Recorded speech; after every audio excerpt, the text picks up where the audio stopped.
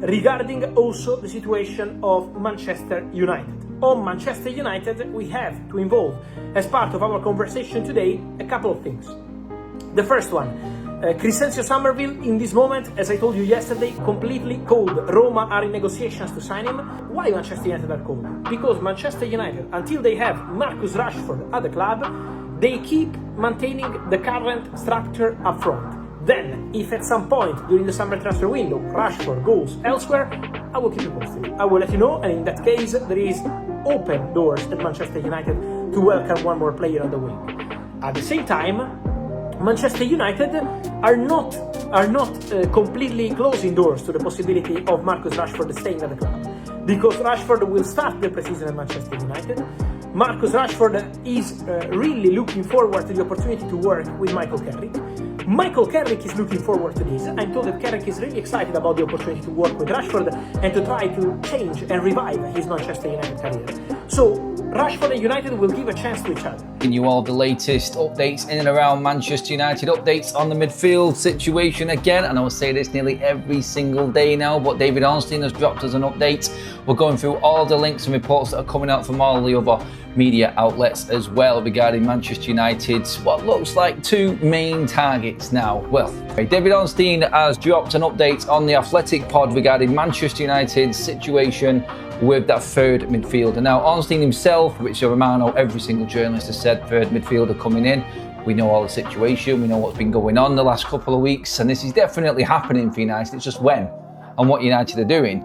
There are other reports going on at the moment which kind of contrast a little bit with what David Ornstein has said here, but also very interesting at the same time in terms of what they're saying, how they've said it. So we've got big updates on Manchester United targets here in this, but Ornstein, first of all, from The Athletic on his podcast, has said that a third midfielder, I don't think United have committed to anyone on that front. They are weighing up what they are going to do in that position. David Ornstein also talks about the players Manchester United are looking at, the profile of players United are looking at, obviously the spend, the cost and everything else that's going to come into it. David Ornstein has been the one that's broke every single one of Manchester United's transfers so far this transfer window. The only one, in fact, he didn't do was, I think it was Laurie Whitwell of The Athletic also, who broke the Caldalo one. If I'm wrong with that, sorry, my mistake, but that's from what I've seen and what I can remember anyway from them transfers. So realistically, they're the ones that are going to know more on what's actually going on. Now, he has also mentioned Kone, he's mentioned Sander Berg as well. Obviously, Alex Scott is still being talked about, like we said this morning. All of them are Athletic reports, and they definitely know that Manchester United have communicated with the clubs and representatives of these players. Interesting how he says they haven't committed to one in particular yet, which means that they are still talking to the likes of Scott. Like we said this morning, from what Sully said, there probably is still conversations going on internally with Manchester United around Carlos Baleba also. The ones that are easier to make happen are obviously Sander Berg and Manu Kone. They're the ones that everybody is waiting for a response from, and I think a realistic report or big update, you could probably say, is probably more to the point. When you look at them two, both going far in the World Cup, obviously Sander Berg with Norway to the quarterfinals, on just making it back home again. And obviously this is what happened with Tielemans, and we found out about him. But with there being another option in midfield in that area, see, Tielemans was a player that Manchester United wanted, that was the experienced ball controlling midfielder that gave United that extra bit of creativity as well. And that was easy to do because there's not really anyone at that price that competes with Youri Tielemans. When you look at Sander Berg, he's a different profile of player. United not jumping in on him because you've got another player right there in the World Cup still there in Manu Kone.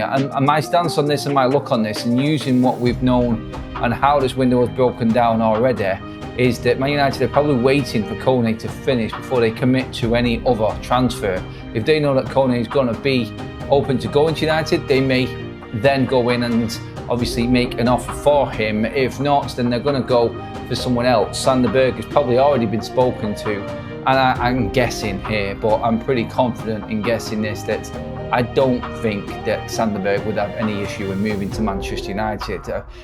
Now Kone, the situation with him has definitely moved on today if you listen to the Italian reports. Now, First of all, when it comes to it, Corriere dello Sport this morning were talking about this as well. Manchester United are reportedly the front runners to sign Roma midfielder Manu Kone and are prepared to submit a £47 million bid. A formal offer could arrive as early as tomorrow when he arrives back in France. That is obviously how it has worked in this World Cup, like we have described on this. So that was your Italian reports, and that was everything that they were saying earlier on today. Then you've got Peter O'Rourke, who has come out and said about this as well. In terms of Kone, you've got Roma are reluctantly set to accept a bid from Manchester United for Manu Kone. He is high on United's shortlist as they chase a third summer midfield signing after Santos and Tielemans, with scouts having watched him closely. Roma's financial problems mean they'd find it hard to turn down a strong bid despite Kone having 3 years left on his deal. Now, financial situation and financial problems, we've talked about that this morning. They're also looking to try and sign Crescencio Somerville. Now, Fabrizio Romano has updated us on the situation with Somerville. Now, we know now for certain that there are problems at Roma regarding the finances. Romano has just come out in the last hour and said that a bid for Somerville has been rejected. West Ham want €50 million guaranteed. So they're getting all this, they're getting very, very bullish at the moment, West Ham, because of what happened with Fernandes. They think they can do this with every single transfer. If Roma want to sanction that deal, then they have to move players on as well. Now, Somerville apparently is happy to go there. Garnacho is also happy to go there, although they're trying to do an offer with an option or maybe obligation to buy Garnacho, is the story that I've seen so far. All of this talk of Roma making signings and everything moving in that direction for them regarding their attacking side of the team is positive in a way for this transfer to happen. Look, I say positive in terms of getting a deal done here and Roma accepting the Manchester United offer for Kone because they need the cash. But obviously there's still a debate whether you actually like Kone, if you think it's the right move for Manchester United. I bet if I did a poll right now, or I'll ask the question, who would you take more, Manu Kone or Sander Berg? I think most people would go with Manu Kone because it's something different. I think people are not taken aback by the Sander Berg links to Manchester United, and this I think is definitely seen as a step backwards for us. Again, there is nothing wrong with Sander Berg as a player. He's a solid midfielder, but it's just the fan base was expecting more. They were told there was going to be more, or they were briefed and they were hinted to that there was going to be more by the journalist. And then this transfer window hit and it just completely exploded with ridiculous prices, and it's changed everything.